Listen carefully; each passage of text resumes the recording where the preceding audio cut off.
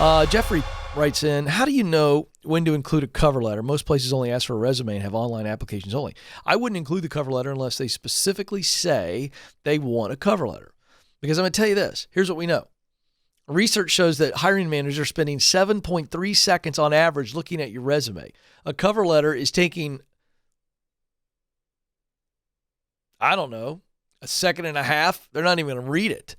It's a cover letter. It's a bunch of gobbledygook. Now, I have an article on my website, kencoleman.com, where for companies that require a cover letter, I've got a wonderful article. If you just go to our article tab at kencoleman.com, and I've got a really good article tell you how to do a cover letter the right way. But if they don't require it, don't worry about it. Listen, these people, especially this online stuff, which is it's pretty much the way it's gonna be.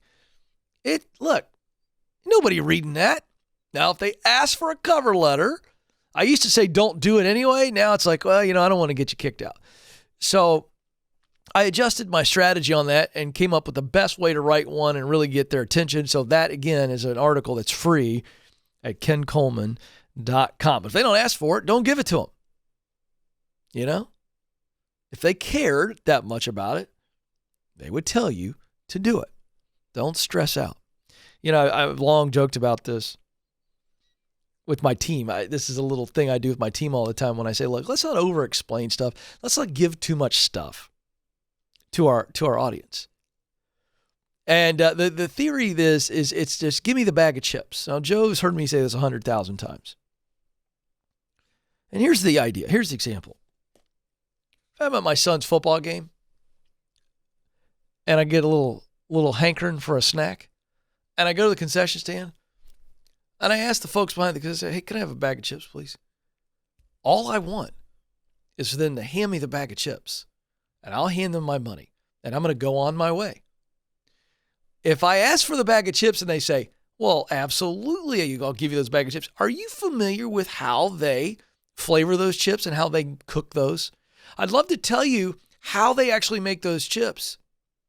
And then, would you believe that there is X amount of pounds of pressure of air in these bags? The reason they do that, if somebody was telling me all that while holding my chips in their hand, I'd go nuts, and so would you. Now, is this an extreme, silly example? Yes. Does it make my point? Yes. Whenever you are engaging with somebody and they ask you for something, give them what they ask for. If the company says, submit your resume, and they don't specifically say we want a cover letter, submit the resume. They want the bag of chips. They don't want to know where it was made and how it got shipped. They don't care. They want the bag of chips.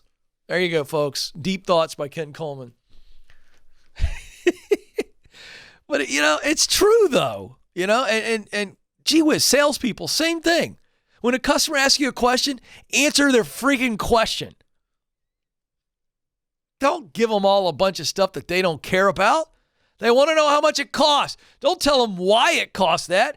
Tell them how much it costs. Gee whiz. By the way, that's the quickest way to lose a connection with somebody. It's why we don't like politicians, by the way, because they never answer a freaking question. Excuse me, sir. What color is the sky? Well, it's a really interesting question because it depends on, the type of sky we're talking about.